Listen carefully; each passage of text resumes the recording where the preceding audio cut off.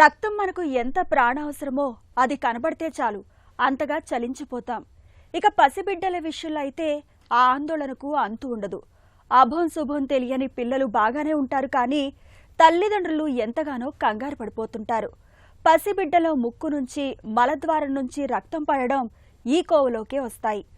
ముక్కు వెంట రక్తం పడడం సాధారణంగా పెద్ద ప్రమాదమేం కాదు, కానీ మలద్వారం వెంట రక్తం పడుతుంటే మాత్రం ఖచ్చితంగా కారణమేంటో అన్వేషించాల్సిందే. పిల్లల్ని భయపెట్టే రక్తం గురించిన పూర్తి వివరాలను ఇప్పుడు తెలుసుకుందాం.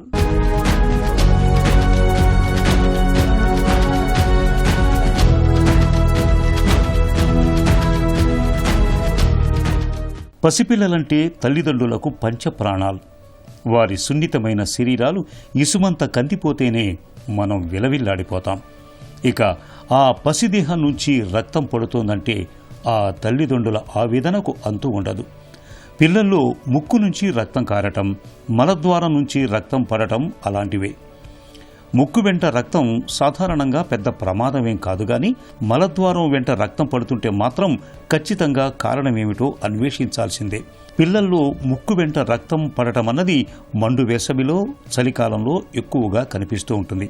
వాతావరణం చాలా వేడిగా లేదా చలితో పొడిగా తయారైనప్పుడు ముక్కు రంధ్రాలు పొడిబారి చర్మం చిట్టినట్లవుతుంది, లేదా ముక్కులో గట్టిగా పక్కులు కడుతుంటాయి. పిల్లలు ముక్కులో వేళ్లు పెట్టి వీటిని కెలుకుతూ ఉంటారు. ఈ పక్కులను బలంగా తీస్తే రక్తం వచ్చే అవకాశాలు ఎక్కువ. ముక్కు గోడల్లో చాలా సున్నితమైన రక్తనాళాలు ఉంటాయి. ఇక్కడ ఏ కొంచెం ఒత్తిడి తగిలినా వెంటనే ఈ సున్నిత రక్తనాళాలు చిట్లి రక్తస్రావం అవుతుంది. చాలామందిలో ఈ ముక్కు కొన నుంచే రక్తం వస్తూ ఉంటుంది. కాకపోతే దీన్నే ముక్కు లోపలి నుంచి వస్తోందని భావించి తల్లిదండ్రులు కంగారు పడుతూ ఉంటారు. పిల్లల్లో అనేక రుగ్మతల గురించి మనం మాట్లాడుకున్నప్పుడు బ్లీడింగ్ ప్రాబ్లమ్స్ అంటే రక్తస్రావం అవటం, లేదా ఏదో ఒక పార్ట్ ఆఫ్ ద బాడీ నుంచి ఎక్కడి నుంచే కానీ రక్తం పోవటం జరుగుతూ ఉంటుంది. ముఖ్యమైన కారణం పిల్లలు రక్తస్రావం అవుతుందని వచ్చేది హాస్పిటల్స్కి ముక్కు నుంచి రక్తం కారటం. దీన్ని మనం మెడికల్ పరిభాషలో వి కాల్ ఇట్ ఎపిస్టాక్సిస్ అని అంటాం. ఇది చాలా కామన్. అండ్ చిన్నపిల్లలు ముఖ్యంగా 3 నుంచి 5 సంవత్సరాల పిల్లల్లో చాలా ఎక్కువగా ఉంటుంది. అండ్ ముఖ్యంగా ఎక్స్ట్రీమ్స్ ఆఫ్ వెదర్, సమ్మర్స్లోని అదేవిధంగా ఎక్స్ట్రీమ్ వింటర్లో కూడా ఈ ఎపిస్టాక్సిస్ అలా ముక్కు నుంచి రక్తం కారటం జరుగుతూ ఉంటుంది. అలాగే వాతావరణంలో మనకి హ్యూమిడిటీ చాలా తక్కువగా ఉన్నప్పుడు, డ్రై వెదర్ ఉన్నప్పుడు కూడా పిల్లలకి ముక్కు నుంచి రక్తం కారుతూ ఉండొచ్చు. పిల్లల ముక్కు నుంచి రక్తం పడుతున్నప్పుడు తల్లిదండ్రులు కంగారు పడకుండా బిడ్డను సాంత్వనపరచాలి. ఈ సమయంలో బిడ్డను అస్సలు పడుకోబెట్టకూడదు. వెంటనే తల ముందుకు వంచుకొని ఉండేలా కూర్చోబెట్టి ముక్కు రంధ్రాలను గట్టిగా ఒత్తి పట్టాలి. దీనివల్ల రక్తస్రావం తగ్గటమే కాదు, ముక్కులోని రక్తాన్ని బిడ్డ లోపలికి మింగే అవకాశం కూడా ఉండదు. ఇలా 10 నిమిషాలు ఒత్తి పట్టి ఉంచాలి. ముక్కులో గుడ్డలు, దూది వంటివి పెట్టే ప్రయత్నం చేయొద్దు. అప్పటికీ తగ్గకుంటే వెంటనే వైద్యుల వద్దకు తీసుకువెళ్లటం మంచిది. రక్తస్రావం ఆగకుండా వస్తున్నప్పుడు వైద్యులు ఆ ప్రాంతాన్ని గుర్తించి సిల్వర్ నైట్రేట్ సాయంతో లేదా విద్యుత్ పరికరాలతో ఆ ప్రాంతాన్ని క్యాటరైజ్ చేస్తారు. ఇక ఈ సమస్య తలెత్తకుండా ఉండేందుకు ముక్కులో వేళ్లు పెట్టుకునే అలవాటుంటే మాన్పించాలి. పిల్లలకు తప్పనిసరిగా గోళ్లు తీసేయాలి. వాతావరణం బాగా పొడిగా ఉన్నప్పుడు పిల్లలకు ముక్కు రంధ్రాల్లో పెట్రోలియం జెల్లీ రాయటం మంచిది. ముక్కులో రక్తం తర్వాత మలద్వారం నుంచి రక్తం పడటం అనేది పిల్లల్లో ఎక్కువగా కనిపిస్తూ ఉంటుంది. ఈ ఎపిస్టాక్సిస్ లేదంటే ముక్కు నుంచి రక్తం కారటం అనేది 90% ఆఫ్ ద టైమ్స్ అంత ప్రమాదకరమైన ప్రాబ్లం కాదు. టెంపరీగా కొన్ని ఫ్యూ సెకండ్స్ ముక్కు నుంచి రక్తం కారడం, లెస్ దెన్ ఫ్యూ సెకండ్స్, దానికి అది కట్టడిపోవడం, ఆగిపోవడం జరుగుతూ ఉంటుంది. కానీ కొన్ని సందర్భాల్లో చాలా ఎక్కువగా uncontrollable bleeding from the nose జరుగుతూ ఉంటుంటుంది. అలాంటి సమయాల్లో మనం దాని గురించి ఎందువలన వస్తుందని మనం విశ్లేషించే అవసరం చాలా ముఖ్యం. మలద్వారం ద్వారా రక్తం పిల్లల్లో జరుగుతుందా? ఎస్. ముఖ్యంగా చిన్న పిల్లల్లో చూస్తుంటే కోలైటిస్, ఇన్ఫెక్టివ్ కోలైటిస్ అనే జబ్బు వలన, ఇన్ఫెక్షన్స్ వలన రావచ్చు. అదేవిధంగా కొన్నిసార్లు హెర్స్ప్రింగ్స్ డిసీజ్ అంటుంది. హెర్స్ప్రింగ్స్ డిసీజ్, ఎంట్రోకోలైటిస్ అనే కండిషన్ వలన కూడా మలద్వారం ద్వారా రక్తం పోవటం. అదేవిధంగా ఇంటర్సెప్షన్, పేగులో పేగు ఒరుపు రావటం వలన మీకు ఇంటర్సెప్షన్ వలన కూడా రక్తస్రావం అవ్వచ్చు.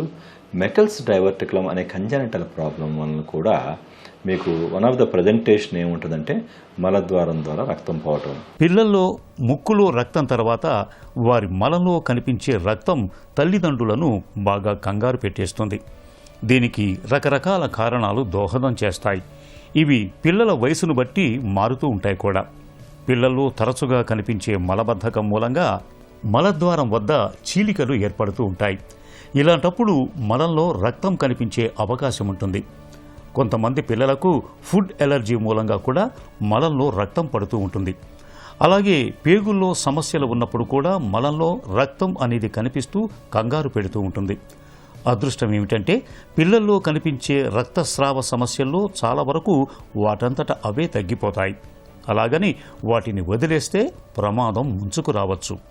కాబట్టి రక్తస్రావానికి గల కారణమేంటో తెలుసుకొని చికిత్స చేయటం అత్యవసరం. ఎందుకంటే చిన్నపిల్లల్లో మొత్తం రక్తం పరిమాణమే తక్కువగా ఉంటుంది. అందులో 10% రక్తం బయటికి పోయినా ప్రాణాపాయం కలగొచ్చు. ఈ మలద్వారం ద్వారా రక్తం పోవటం అనేది లిమిటెడ్, కొద్దిగా పోతుంటే ఆయన మన కారణం తెలుసుకుని అది అల్సర్ వలన లేదంటే చిన్నపాటి కోలైటిస్ వలన అంటే చాలా మటుకు ప్రాబ్లం ఉండదు. కానీ ఎందువలన మీకు రక్తం పోతుంది పిల్లలకి అనేది తెలుసుకుంటే చాలా ముఖ్యం. ఎందుకంటే inflammatory bowel diseases, Crohn's disease అని, అల్సరేటివ్ కోలైటిస్ కానీ, అదేవిధంగా పాలిప్స్ అని ఉంటాయండి. ఇది జెనెటిక్గా వచ్చి కండిషన్ ఉండొచ్చు, లేదా మామూలు కూడా రెక్టల్ పాలిప్స్ అని.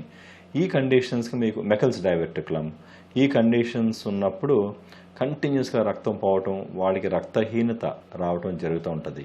కాబట్టి ఆ కండిషన్స్ ఉంటే చాలా రక్తం పోవటం వలన వాళ్ళు వీక్నెస్కి గురయ్యే అవకాశం ఉంటుంది. కాబట్టి ఎప్పుడైనా రక్తస్రావం జరుగుతున్నప్పుడు ఇది ఫస్ట్ టైం జరిగిందా లేకపోతే రిపీటెడ్గా జరుగుతుందా, ఎక్కడ రక్తస్రావం జరుగుతుంది. ఎగ్జాంపుల్ చెప్పాలంటే జాయింట్స్లో కానీ రక్తస్రావం జరిగిందనుకోండి, మోస్ట్ ఆఫ్ ద టైమ్స్ అది కొద్దిగా క్రానిక్ ప్రాబ్లం కింద మనం ఆలోచించాలి. ముఖ్యంగా హీమోఫీలియా తీసుకోండి, Christmas von Willebrand factor deficiency కానీ, వీటిల్లో ఏమంటే జాయింట్స్లో బ్లీడ్ అవుతుంది జరుగుతుంటుంది. అలాగే చిన్నపిల్లల్లో తీసుకుంటే పుట్టిన పిల్లల్లో విటమిన్ కే డెఫిషియన్సీ కానీ మనం దాని ముందే ఐడెంటిఫై చేయలేకపోతే ఎర్లీ ఆన్సెట్ కానీ late onset vitamin K deficiency వలన వాళ్ళ పొట్ట లోపల బ్లీడ్ అయిపోవడం, బ్రెయిన్లో కూడా బ్లీడ్ అవడం జరుగుతుంటుంది. కాకపోతే మనం ఎటువంటి కారణం వల్ల బ్లీడింగ్ అవుతుందని తెలుసుకోగలిగితే then the treatment will be appropriate. పిల్లల్లో మలద్వారం గుండా రక్తం పడటం అన్నది ఏమంత తీవ్రమైన సమస్య కాదు. దానంతటా అదే తగ్గుతుంది కూడా. క్యాన్సర్ల వంటి అనుమానాలు అవసరం లేదు. అయితే రక్తం ఆగకుండా ఎక్కువగా పడుతుంటే వెంటనే వైద్యుడిని సంప్రదించాలి. ఎండోస్కోపీ, అల్ట్రాసౌండ్ పరీక్షల ద్వారా కారణాలను ఖచ్చితంగా గుర్తించవచ్చు. మలబద్ధకం కారణంగా రక్తం పడుతున్నప్పుడు మలబద్ధకం తలెత్తకుండా ఆహారపరమైన జాగ్రత్తలు తీసుకోవాలి. మలం మెత్తగా మృదువుగా వచ్చేలా మందులు వాడాలి. పేగుల్లో సమస్యలు ఉన్నప్పుడు డాక్టర్ సలహా మేరకు యాంటీబయాటిక్ మందుల్ని వాడాలి. అవసరమైతే సర్జరీ కూడా చేయాల్సి ఉంటుంది. అయితే రక్తం బయటకు కనిపించటం అనేది ఎప్పుడైనా ప్రమాదకరమే.